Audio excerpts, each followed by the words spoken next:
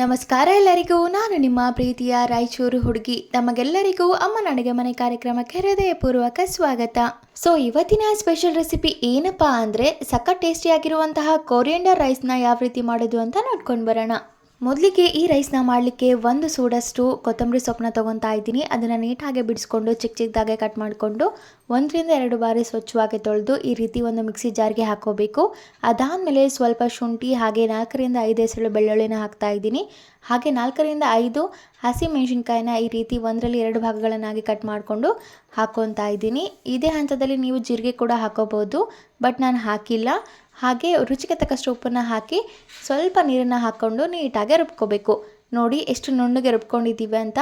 ಹಾಗೆ ಈ ರೈಸ್ನ ಒಗ್ಗರಣೆ ಹಾಕಲಿಕ್ಕೆ ಅಂತ 1 ಮೀಡಿಯಂ ಸೈಜ್ ಈರುಳ್ಳಿನ ಉದ್ದುದವಾಗಿ ಹೆಚ್ಚಿ ಎತ್ತಿಟ್ಕೊತಾ ಇದ್ದೀನಿ. ಅದೇ ರೀತಿಯಾಗಿ ಮತ್ತೊಂದು ಕಡೆ 1 ಕುಕ್ಕರ್ ಕೂಡ ಕಾಯಲಿಕ್ಕೆ ಇಟ್ಟಿದ್ದೆ. ಕುಕ್ಕರ್ ಇನ್ನೇನು ಕಾದಾಗಿದೆ ಅಂದಮೇಲೆ 2 ಟೇಬಲ್ ಸ್ಪೂನ್ ಅಷ್ಟು ತುಪ್ಪನ ಹಾಕ್ತಾ ಇದ್ದೀನಿ. ಅದೇ ರೀತಿಯಾಗಿ 2 ರಿಂದ 3 ಟೇಬಲ್ ಸ್ಪೂನ್ ಅಷ್ಟು ಎಣ್ಣೆ ಕೂಡ ಹಾಕ್ತಾ ಇದ್ದೀನಿ.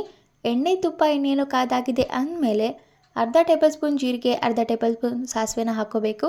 ಜೀರಿಗೆ ಸಾಸಿವೆ ಚಟಪಟ ಅಂದಮೇಲೆ ಸ್ವಲ್ಪ ಕರಿಬೇವನ್ನ ಹಾಕ್ಕೊಂಡು ತುಂಬ ಚೆನ್ನಾಗಿ ಫ್ರೈ ಮಾಡ್ಕೋಬೇಕು. ಕರಿಬೇವು ಇನ್ನೇನು ಫ್ರೈ ಆಗಿದೆ ಅಂದಮೇಲೆ ಮುಂಚೆನೇ ಹೆಚ್ಚಿ ಇಟ್ಕೊಂಡಿರುವಂತಹ 1 ಮೀಡಿಯಂ ಸೈಜ್ ಈರುಳ್ಳಿನ ಇದೇ ಹಂತದಲ್ಲಿ ಹಾಕಿ ಈರುಳ್ಳಿ ಸಂಪೂರ್ಣವಾಗಿ ಬಾಡೋವರೆಗೂ ಅದನ್ನು ಫ್ರೈ ಮಾಡ್ಕೋಬೇಕು. ನೋಡಿ ಈರುಳ್ಳಿ ಎಲ್ಲ ನೀಟಾಗಿ ಫ್ರೈ ಆಗಲಿಕ್ಕೆ ಸ್ಟಾರ್ಟ್ ಆಗಿದೆ. ಈ ಈರುಳ್ಳಿಗೆ ಸಂಪೂರ್ಣವಾಗಿ ಮೆದು ಆಗಬೇಕು, ಅಲ್ಲಿವರೆಗೂ ಅದನ್ನು ಫ್ರೈ ಮಾಡ್ಕೋಬೇಕು.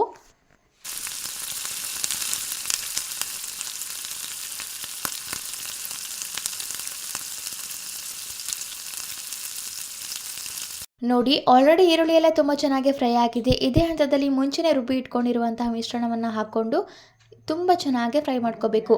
ಮಿಶ್ರಣದಲ್ಲಿರುವಂತಹ ಎಲ್ಲ ಹಸಿ ವಾಸನೆ ಸಂಪೂರ್ಣವಾಗಿ ಹೋಗಬೇಕು, ಅಲ್ಲಿವರೆಗೂ ಅದನ್ನು ಫ್ರೈ ಮಾಡ್ಕೊಳ್ಳಿ. ನೀವು ರುಬ್ಬುವಾಗ ಶುಂಠಿ ಬೆಳ್ಳುಳ್ಳಿ ಏನಾದರೂ ಹಾಕಿಲ್ಲ ಅಂತಂದರೆ ಈರುಳ್ಳಿ ಇನ್ನೇನು ಫ್ರೈ ಆಗಿದೆ ಅನ್ನುವಾಗ ಶುಂಠಿ ಬೆಳ್ಳುಳ್ಳಿ ಪೇಸ್ಟು ಸಹ ಹಾಕೋಬಹುದು. ನೋಡಿ ಎಲ್ಲ ತುಂಬ ಚೆನ್ನಾಗಿ ಫ್ರೈ ಆಗಿದೆ. ಇದೇ ಹಂತದಲ್ಲಿ ಮುಂಚೆನೇ ನೆನೆ ಹಾಕಿ ಇಟ್ಟಿರುವಂತಹ 2 ಕಪ್ಪಷ್ಟು ಅಕ್ಕಿನ ಹಾಕಿ ತುಂಬ ಚೆನ್ನಾಗಿ ಕಲಿಸ್ಕೋಬೇಕು. ಹಾಗೆ 4 ಕಪ್ಪಷ್ಟು ನೀರನ್ನು ಹಾಕಿ ರುಚಿಗೆ ತಕ್ಕಷ್ಟು ಉಪ್ಪನ್ನು ಹಾಕಿ ತುಂಬ ಚೆನ್ನಾಗಿ ಕಲಿಸ್ಕೊಂಡು 1-2 ಕುದಿ ಬರೋವರೆಗೂ ಇದನ್ನು ಕುದಿಸ್ಕೋಬೇಕು. ಲಿಡ್ಡನ್ನು ಕ್ಲೋಸ್ ಮಾಡಿ 2 ವಿಸಿಲ್ ಹಾಕ್ಸಿದ್ರೆ ಸಖತ್ ಟೇಸ್ಟಿಯಾಗಿರುವಂತಹ ಕೊರಿಯಂಡರ್ ರೈಸ್ ಅಥವಾ ಕೊತ್ತಂಬರಿ ಅನ್ನ ತಿನ್ನಲಿಕ್ಕೆ ರೆಡಿಯಾಗಿರುತ್ತೆ. ನಾನು ವಿಸಿಲ್ ಹಾಕೋಕ್ಕೂ ಮುಂಚೆ ಅಂದರೆ ಲಿಡ್ನ ಕ್ಲೋಸ್ ಮಾಡೋಕ್ಕೂ ಮುಂಚೆನೇ 1-2 ನಿಮಿಷ ಇದನ್ನು ಬಾಯ್ಲ್ ಮಾಡ್ತಾ ಇದ್ದೀನಿ. ತುಂಬ ಚೆನ್ನಾಗಿ ಹಾಗೆ ತುಂಬ ಬೇಗನೆ ಬೇಯುತ್ತೆ ರೈಸ್ ಅನ್ನೋ ರೀಸನ್ಗೆ. ಬಟ್ ನೀವು ಡೈರೆಕ್ಟಾಗಿ ಲಿಡ್ನ ಕ್ಲೋಸ್ ಮಾಡಿ 2 ವಿಸಿಲ್ ಹಾಕಿಸ್ಕೊಂಡ್ರೆ ಸಖತ್ ಟೇಸ್ಟಿಯಾಗಿರುವಂಥ ಕೊರಿಯಂಡರ್ ರೈಸ್ ತಿನ್ನಲಿಕ್ಕೆ ರೆಡಿ ಆಗಿರುತ್ತೆ. ಅಥವಾ ನೀವು ಈ ರೈಸ್ನ ಮತ್ತೊಂದು ರೀತಿ ಸಹ ಮಾಡ್ಬೋದು. ಡೈರೆಕ್ಟಾಗಿ ವೈಟ್ ರೈಸ್ ಮಾಡಿಕೊಂಡು ಅದಾದಮೇಲೆ ನಾವು ಮುಂಚೆ ಏನು ರುಬ್ಬಿ ಇಟ್ಕೊಂಡಿರ್ತೀವಲ್ಲ ಮಿಶ್ರಣನ ಅದನ್ನು ತುಂಬ ಚೆನ್ನಾಗಿ ಫ್ರೈ ಮಾಡ್ಕೋಬೇಕು. ಈರುಳ್ಳಿ ಎಲ್ಲ ಹಾಕಿ ಹಸಿ ವಾಸನೆ ಹೋದ್ಮೇಲೆ ಆ ಅನ್ನನ ಹಾಕಿ ಕಲಿಸ್ಕೊಂಡ್ರೆ ಆವಾಗೂ ತುಂಬ ಟೇಸ್ಟಿಯಾಗಿ ಬರುತ್ತೆ. ಅಥವಾ ಡೈರೆಕ್ಟಾಗಿ ಈ ರೀತಿ ಮಾಡ್ತೀನಂದ್ರೂ ಈ ರೀತಿ ಕೂಡ ಮಾಡ್ಕೋಬೋದು. ನೋಡಿ 2 ವಿಸಿಲ್ ಆಗಿ ತೆಗೆದ ಮೇಲೆ ಎಷ್ಟು ಸಖತ್ತಾಗಿ ರೈಸ್ ಬಂದಿದೆ ಅಂತ. ಇದು ತಿನ್ನಲಿಕ್ಕೆ ಸಖತ್ ಟೇಸ್ಟಿಯಾಗಿತ್ತು. ಇದಾಗಿತ್ತು ಇವತ್ತಿನ ಸ್ಪೆಷಲ್ ರೆಸಿಪಿ. ಈ ರೆಸಿಪಿ ನಿಮಗೇನಾದರೂ ಇಷ್ಟ ಆಗಿದ್ದರೆ ಅಮ್ಮನ ಅಡುಗೆ ಮನೆ ಯೂಟ್ಯೂಬ್ ಚಾನಲನ್ನು ಲೈಕ್ ಮಾಡಿ, ಶೇರ್ ಮಾಡಿ, ಕಮೆಂಟ್ ಮಾಡಿ, ಹಾಗೆ ನಮ್ಮ ಚಾನಲನ್ನು ಸಬ್ಸ್ಕ್ರೈಬ್ ಮಾಡಿ. ಧನ್ಯವಾದಗಳು.